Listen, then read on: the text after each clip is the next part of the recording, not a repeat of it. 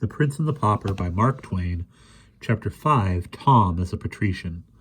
Tom Canty, left alone in the prince's cabinet, made good use of his opportunity. He turned himself this way and that before the great mirror, admiring his finery, then, walking away, imitating the prince's high-bred carriage and still observing the results in the glass. Next, he drew the beautiful sword and bowed, kissing the blade and laying it across his breast, as he had seen a noble knight do, by way of salute to a lieutenant of the Tower 5 or 6 weeks before, when delivering the great lords of Norfolk and Surrey into his hands for captivity. Tom played with a jeweled dagger that hung about his thigh. He examined the costly and exquisite ornaments of the room. He tried each of the sumptuous chairs, and thought how proud he would be if the awful court herd could only peep in and see him in his grandeur. He wondered if they would believe the marvelous tale he should tell when he got home, or if they would shake their heads and say his overtaxed imagination had at least upset his reason. At the end of half an hour, it suddenly occurred to him that the prince was gone a long time. Then, right away, he began to feel lonely. Very soon he fell to listening and longing, and ceased to toy with the pretty things about him. He grew uneasy, then restless, then distressed. Suppose someone should come and catch him in the prince's clothes, and the prince not there to explain might not hang him at once. And the prince not there to explain, might they not hang him at once and inquire into his case afterward? He had heard that the great were prompt about small matters. His fear rose higher and higher, and trembling he softly opened the door to the antechamber, resolved to fly and seek the prince, and through him protection and release. 6 gorgeous gentlemen's servants, and two young pages of high degree, clothed like butterflies, sprang to their feet and bowed low before him. He stepped quickly back and shut the door. He said, "Oh, they mock me. They will go and tell. Oh, why came I here to cast away my life?" He walked up and down the floor, filled with nameless fears, listening, starting at every trifling sound. Presently the door swung open, and a silken page said, "The Lady Jane Grey." The door closed, and a sweet young girl, richly clad, bounded toward him. But she stopped suddenly, and said in a distressed voice, "Oh, what aileth thee, my lord?" Tom's breath was nearly failing him, but he made shift to stammer out. "Ah, be merciful, thou. I am no lord, but only poor Tom Canty of awful court in the city. Prithee let me see the prince, and he will of grace restore me to my rags, and let me hence unhurt. Oh, be thou merciful and save me." By this time the boy was on his knees and supplicating with his eyes and uplifted hands as well as his tongue. The young girl seemed horror-stricken. She cried out, "Oh, my lord, on thy knees, and to me!" She fled away in fright, and Tom, smitten with despair, sank down, murmuring, "There is no hope. There is no help. There is no hope. Now they will come and take me." Whilst he lay there, benumbed with terror, dreadful tidings were speeding through the palace. The whisper, for it was whispered always, flew from menial to menial, from lord to lady, down all the long corridors, from story to story, from saloon to saloon. "The prince has gone mad. The prince has gone mad." Soon every saloon, every marble hall had its groups of glittering lords and ladies, and other groups of dazzling lesser folk talking earnestly together in whispers, and every face had in it dismay. Presently a splendid official came marching by these groups, making solemn proclamation, "In the name of the king, let none list to this false and foolish matter, upon pain of death, nor distress the same, nor carry it abroad." Or, "Let none list to this false and foolish matter, upon pain of death, nor discuss the same, nor carry it abroad, in the name of the king." The whispering ceased as suddenly as if the whisperers had been stricken dumb. Soon there was a general buzz along the corridors. "The prince! See, the prince comes!" Poor Tom came slowly walking past the low bowing groups, trying to bow in return, and meekly gazing upon his strange surroundings with bewildered and pathetic eyes. Great nobles walked upon each side of him, making him lean upon them, and so steady his steps. Behind him followed the court physicians and some servants.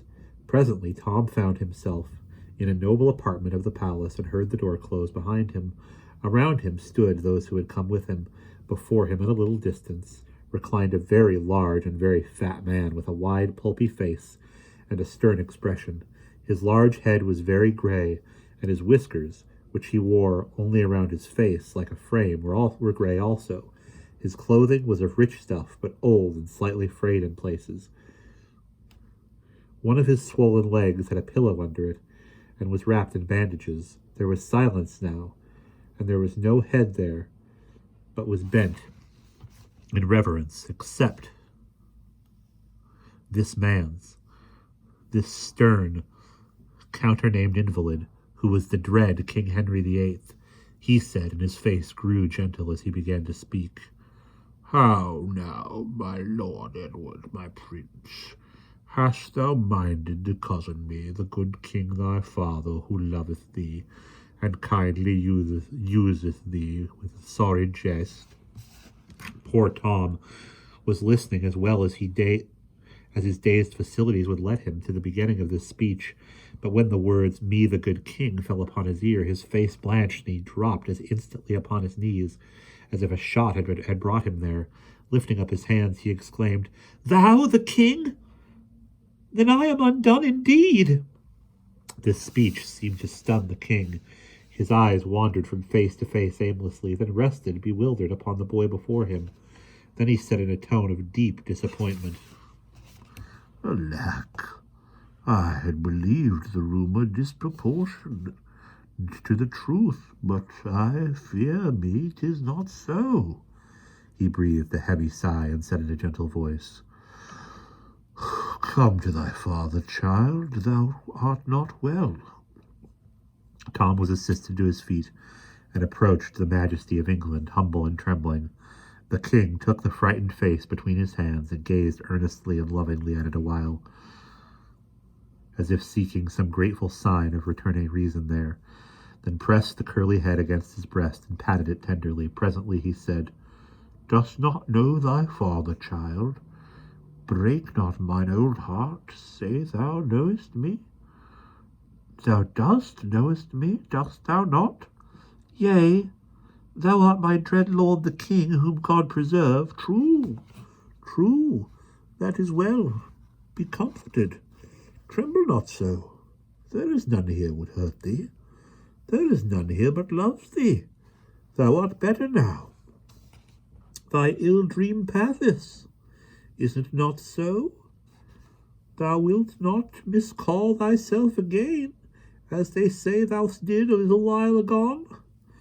I pray thee of thy grace, believe me, but I did but speak the truth, most dread lord, for I am the meanest among thy subjects, being a pauper born, and 'tis by sore mischance and accident I am here, albeit I was therein nothing blameful, but I am but young to die.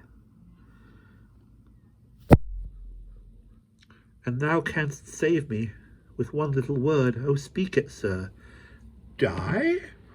Talk not so, sweet prince. Peace to thy troubled heart.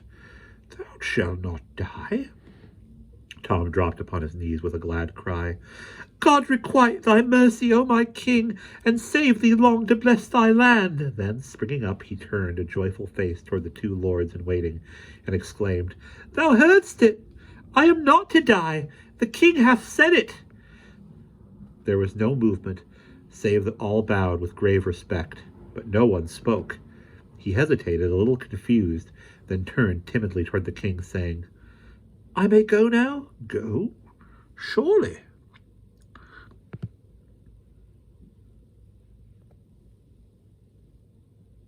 "If thou desirest, but why not tarry yet a little? Whither wouldst go?" Tom dropped his eyes and answered humbly,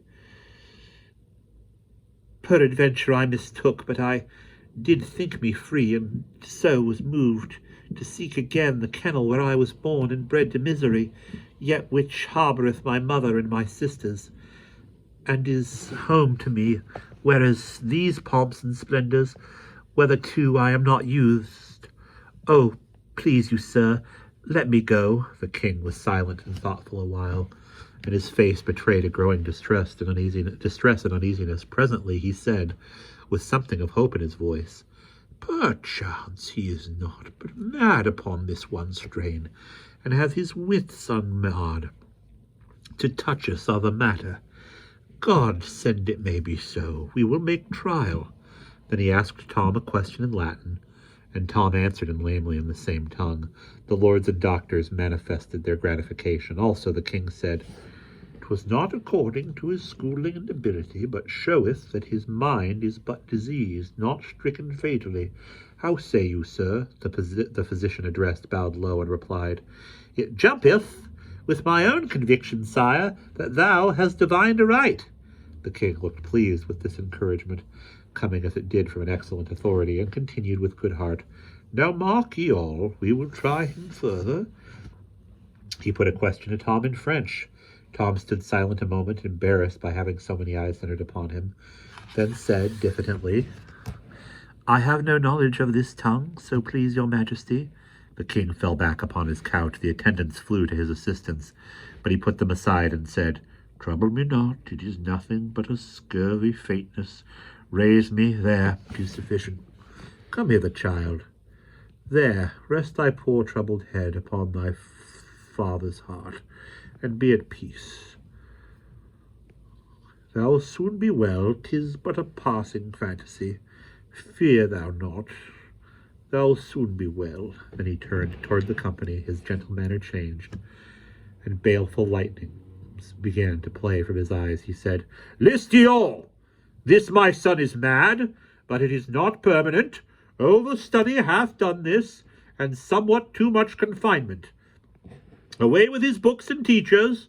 See ye to it. Pleasure him with sports. Beguile him in wholesome ways, so that his health come again." He raised himself higher still and went on with energy. "He is mad, but he is my son, and England's heir. And mad or sane, still shall he reign. And hear ye further, and proclaim it, whoso speaketh of this his distemper worketh against the peace and order of these realms, and shall to the gallows. Give me to drink, I burn, this sorrow sappeth my strength. There, take away the cup, support me. There, that is well. Mad is he, were he 1,000 times mad, yet he is Prince of Wales, and I, the king, will confirm it. This very morrow shall he be installed in his princely dignity, in due and ancient form. Take instant order for it, my Lord Hertford." One of the nobles knelt at the royal couch and said, "The king's majesty knoweth that the hereditary great marshal of England lieth attained in the Tower. If it were not meet that when attained, peace, insult not mine ears with his hated name. Is this man to live forever? Am I to be balked of my will? Is the prince to tarry uninstalled, because forsooth the realm lacketh an earl marshal free of treasonable taint to invest him with his honours? No, by the splendour of God, warn my parliament to bring me Norfolk's doom before the sun rises again, else shall they answer for it grievously." Lord Hertford said, "The king's will is law," and, rising, returned to his former place. Gradually the wrath faded out of the old king's face, and he said, "Kiss me, my prince. There. What fearest thou? Am I not thy loving father?" "Thou art good to me, but I am unworthy, O mighty and gracious Lord, that in truth I know. But it grieveth me to think of him that is to die, and "'Tis like thee, 'tis like thee. I know thy heart is still the same, even though thy mind hath suffered hurt, and thou wert ever a gentle spirit. But this duke standeth between thee and thy honours. I will have another in his stead, that shall bring no taint of his great office. Comfort thee, my prince. Trouble not thy poor head with this matter." "But is it not I that speed him hence, my liege? How long might he not live but for me? Take no thought of him, my prince. He is not worthy. Kiss me once again, and go to thy trifles and amusements, for my malady distresseth me. I am aweary, and would rest. Go with thine uncle, Hertford, and thy people, and come again when my body is refreshed. Tom, heavy-hearted, was conducted from the presence, for this last sentence was a death blow to the hope he had cherished that now he would be set free. Once more he heard the buzz of low voices exclaiming, the prince comes!" His spirits sank lower and lower as he moved between the glittering files of bowing courtiers, for he recognized that he was indeed a captive now, and might remain forever shut up in this gilded cage, a forlorn and friendless prince. Except God and his Mary take pity on him and set him free. And turn where he would, he seemed to see floating in the air the severed head and remembered face of the great Duke of Norfolk, the eyes fixed on him reproachfully. His old dreams had been so pleasant, but this reality was so dreary. And that is the end of chapter 5.